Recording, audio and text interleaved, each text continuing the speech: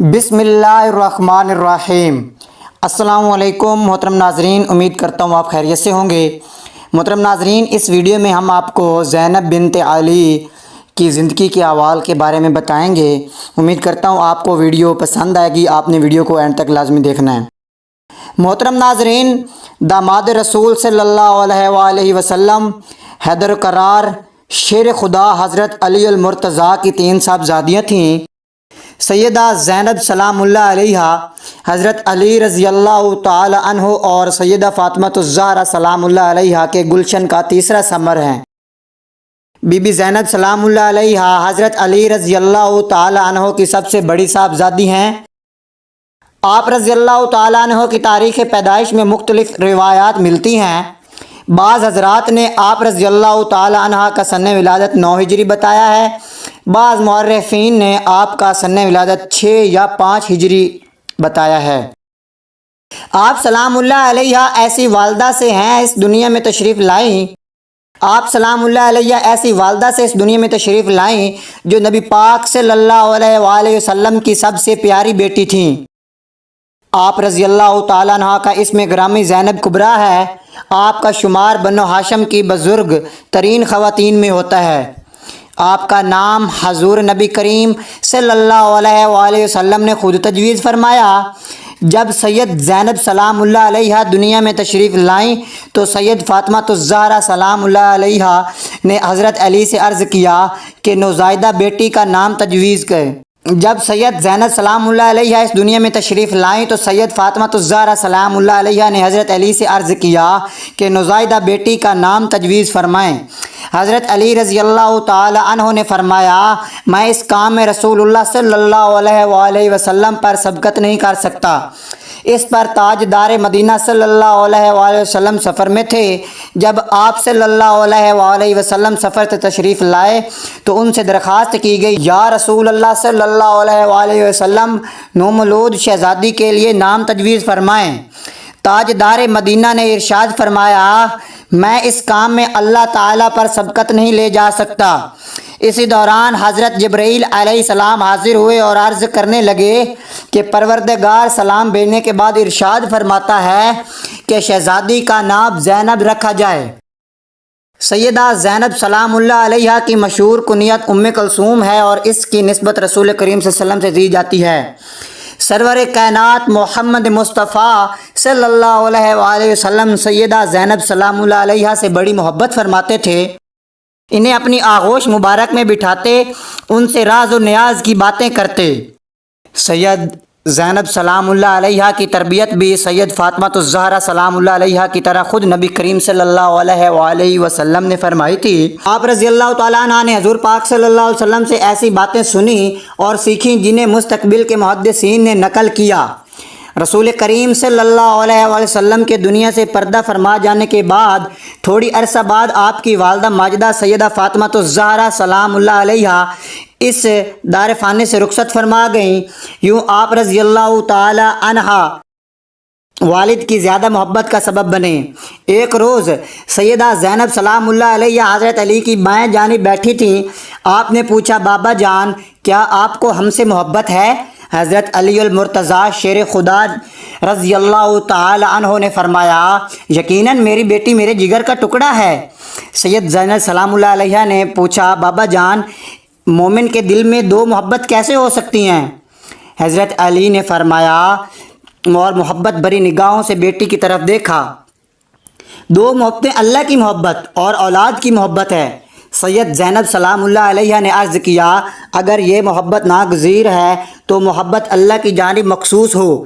اپنی بیٹی کی اس تیز فہمی کے باعث حضرت علی المرتضیٰ شیر خدا رضی اللہ تعالی عنہ کی محبت آپ رضی اللہ تعالی عنہ سے اور زیادہ ہوتی تھیں۔ سید زینب سلام اللہ علیہ نے اپنے بچپن کے ایام اپنے گھر میں خوشی اور مسرت سے، جب کہ ابھی تک رنج و علم کا سایہ نہیں پڑا تھا۔ حضور نبی کریم صلی اللہ علیہ وسلم کے وصال اور آپ کی والدہ کے وصال کے بعد ایسا دور آیا جس نے آپ سلام اللہ علیہ سے ظاہری خوشی چھین لی۔ آپ نے 6 سال حضور صلی اللہ علیہ وسلم کی زیر پرستی گزارے۔ جب حضرت علی نے اپنی خلافت کے زمانے میں کوفہ میں سکونت اختیار کی تو سید تو سید زینب سلام اللہ علیہ وہیں اقامت گزیر ہو گئیں، مگر یہ سلسلہ اقامت مستقل نہیں تھا بلکہ ایک مسلسل سفر تھا۔ کبھی آپ کوفہ میں ہوتیں تو کبھی مدینہ کی طرف۔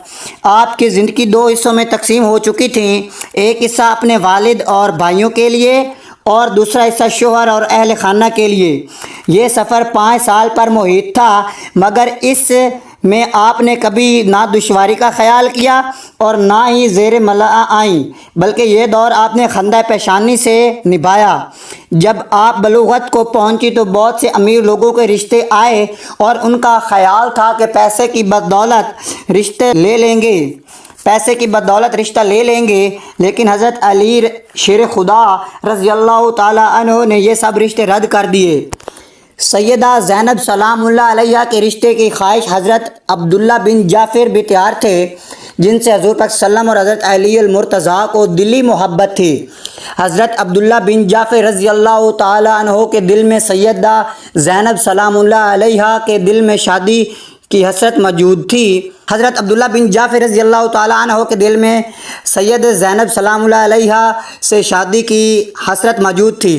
شرم و حیا کی وجہ سے شادی کی درخواست براہ راست نہ کر سکے۔ انہوں نے ایک قاصد بھیج کر حضرت علی المرتضیٰ شیر خدا رضی اللہ تعالیٰ عنہ کی خدمت میں درخواست پیش کی۔ آپ نے اس بات کو پسند فرمایا اور درخواست قبول فرمائی۔ حضرت علی شیر خدا رضی اللہ تعالیٰ عنہ آپ صلی اللہ علیہ وسلم کی زبان مبارک سے سن چکے تھے کہ آپ علیہ الصلاۃ والسلام نے فرمایا تھا، ہمارے بیٹے ہماری بیٹیوں کے لیے اور ہماری بیٹیاں ہمارے بیٹوں کے لیے ہیں۔ حضرت علی حضور پاک صلی اللہ علیہ وسلم کی اس بات کو کیسے بھول سکتے تھے؟ حضرت عبداللہ رضی اللہ تعالیٰ عنہ حضرت جعفر علیہ السلام کے فرزند تھے۔ محترم ناظرین، وہ جعفر جن کے متعلق رسول اللہ صلی اللہ علیہ وآلہ وسلم نے ارشاد فرمایا تھا کہ وہ جنت میں 2 جنتی پروں کے ساتھ پرواز کرتے ہیں۔ پیارے دوستو، حضرت جعفر رضی اللہ تعالی عنہ حضرت علی کے حقیقی بھائی تھے۔ حضرت جعفر رضی اللہ تعالی عنہ انتہائی سخی تھے۔ حضرت عبداللہ بن جعفر بڑے مالی استطاعت کے مالک تھے، وہ اپنے اس مال کو سخاوت میں صرف کرتے تھے۔ محترم ناظرین، چنانچہ حضرت سیدہ زینب سلام اللہ علیہ کا نکاح حضرت عبداللہ رضی اللہ تعالی عنہ سے کر دیا گیا۔ آپ نے بہت جلد ہی زندگی کی ذمہ داریوں میں قدم رکھا۔ سید زینب سلام اللہ علیہ نے ایسے شفیق شوہر کے زیر اثر زندگی کی ابتدا کی جن کے اہل خانہ آپ کے اعلیٰ مقام کو سمجھتے تھے۔ حضرت علی المرتضیٰ شیر خدا رضی اللہ تعالی عنہ کی شہادت کے بعد حضرت سید زینب سلام اللہ علیہ کے بھائی امام علی مقام حضرت امام حسن رضی اللہ تعالی عنہ کا دور امامت آیا۔ لوگوں نے آپ رضی اللہ تعالی عنہ کی بیعت کی اور بعد ازاں انہی لوگوں نے بیعت شکنی کی اور انہوں نے امام حسن علیہ السلام کو تنہا چھوڑ دیا، اور اس موقع پر بھی حضرت سیدہ زینب سلام اللہ علیہ بھائی جان کے ساتھ رہیں۔ حضرت سید زینب سلام اللہ علیہ عالمہ اور فاضلہ خاتون تھیں۔ آپ رضی اللہ تعالی عنہ حضرت علی کی تربیت یافتہ تھیں، جنہیں خود حضور صلی اللہ علیہ وسلم نے باب العلم کہا تھا۔ امام زین العابدین حضرت زینب کبریٰ سلام اللہ علیہ کی شان میں فرماتے ہیں کہ سیدہ زینب سلام اللہ علیہ علم و دانش میں وہ مقام رکھتی ہیں کہ انہیں کسی دہلیز پر جھکنے کی اطاعت تک نہیں تھی۔ سید زینب سلام اللہ علیہ کو اپنے بھائی امام حسین سے شروع سے ہی بہت زیادہ محبت تھی۔ آپ رضی اللہ تعالی عنہ نے ایام بچپن کا زیادہ سارا وقت امام حسین علیہ السلام کے ساتھ گزارا تھا۔ آپ رضی اللہ تعالی عنہ اپنے محترم بھائی کو دیکھ کر خوشی اور مسرت سے کھل اٹھتے تھے۔ آپ کی بے بایاں خوشی کا کوئی ٹھکانہ نہیں ہوتا تھا۔ ایک روایت میں ہے کہ سید زینب سلام اللہ علیہ کی شادی کے بعد ایک روز آپ کو افسردہ اور روتے ہوئے پایا گیا۔ دریافت کرنے پر یہ حقیقت آشکار ہوتی ہے کہ آپ 3 روز سے امام علی مقام حضرت امام حسین علیہ السلام کے دیدار سے مشرف نہیں ہو سکتی تھی۔ حسنین کریمین دونوں اپنی بہن کا یکساں احترام کرتے تھے۔ سیدہ زینب سلام اللہ علیہ کہیں جانا چاہتی تو آپ کے بھائی سفر میں آپ کے ساتھ رہتے۔ جب بھی آپ خواہش کرتی کہ بھائیوں کی قربت حاصل ہو تو دونوں بھائی حاضر ہو جاتے۔ سیدہ زینب سلام اللہ علیہ بچپن کے ایام میں تھیں کہ آپ نے ایک خواب دیکھا جس میں رسول اللہ صلی اللہ علیہ وسلم نے اس ظاہر دنیا سے پردہ فرمایا۔ سیدہ زینب سلام اللہ علیہ نے اپنے شفیق نانا کی خدمت عالیہ میں اپنا خواب سنایا کہ میں اکیلی بالکل تنہا ایک بیاباں میں کھڑی ہوں کہ اچانک ایک تیز آندھی اٹھی۔ ہوا کی شدت بہت زیادہ تھی، ہر طرف گرد و غبار چھایا ہوا تھا، ہر طرف اندھیرے نے اپنی چادر تان لی۔ میرے قریب ایک درخت تھا، میں نے درخت کی طرف بڑھی اور اس درخت کے ساتھ لپٹ گئی۔ وہ درخت جڑ سے اکھڑ گیا۔ اب میں ایک دو شاخے کی طرف بڑھی اور اس کی پناہ لی، وہ دو شاخہ بھی ٹوٹ گیا۔ میں پریشان اپنی جگہ پر کھڑی تھی کہ اتنے میں میری آنکھ کھل گئی۔ رسول اللہ صلی اللہ علیہ وسلم نے زینب سلام اللہ علیہ کا خواب سن کر پریشان ہو گئے اور آپ کے چہرے اقدس کا رنگ بدل گیا۔ آپ صلی اللہ علیہ وسلم نے اس خواب کی تعبیر بیان کرتے ہوئے فرمایا، وہ درخت جو جڑ سے اکھڑ گیا وہی میں ہوں، میری موت کا وقت قریب آ گیا ہے۔ وہ شاخ جس کی تم پناہ لینا چاہتی تھی وہ تمہاری والدہ ہے اور دوسری شاخ تمہارے والد ہیں۔ جس دو شاخے کی طرف تم بڑی ہو وہ تمہارے بھائی حسن اور حسین ہیں۔ حضور صلی اللہ علیہ وسلم نے اس خواب کی تعبیر کے آخر میں ارشاد فرمایا، یہ خواب آزمائش میں تمہاری بزرگی کو ظاہر کرتا ہے، تم اس آزمائش میں پوری اترو گی۔ پھر کربلا کا واقعہ پیش آیا، 72 تن دین اسلام پر قربان ہو گئے۔ سیدہ زینب سلام اللہ علیہ نے دل دہلا دینے والے خونی مناظر اپنی آنکھوں سے دیکھے۔ امام علی مقام حضرت امام حسین علیہ السلام کے گھوڑے کو سوار کے بغیر دیکھا جس کی زیں خون سے رنگین ہو رہی تھی۔ جب وہ خیمے کے پاس آیا تو وہ سید امام حسین کی شہادت کی خبر دینے آیا تھا۔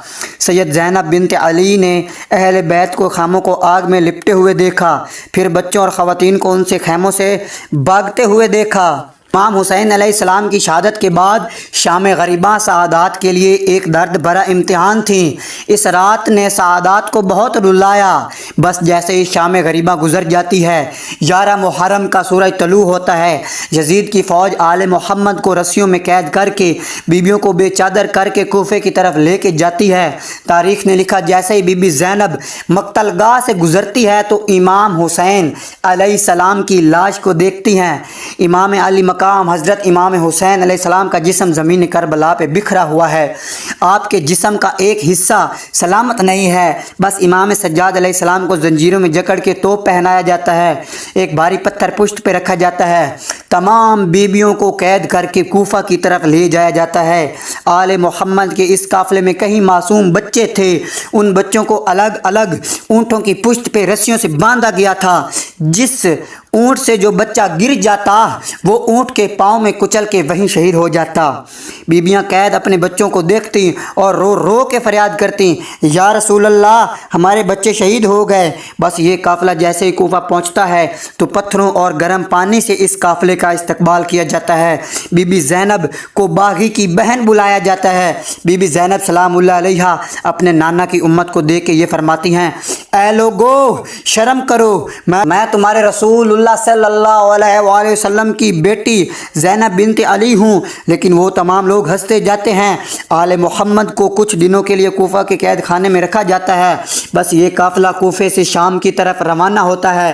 تاریخ نے لکھا کہیں سختیاں سہتے سہتے جیسے ہی شام تک پہنچتا ہے، یزید یہ حکم بھجواتا ہے قافلے تک کہ جب تک شام شہر پوری طرح سج نہیں جاتا تب تک بیبیاں شام میں داخل نہ ہوں۔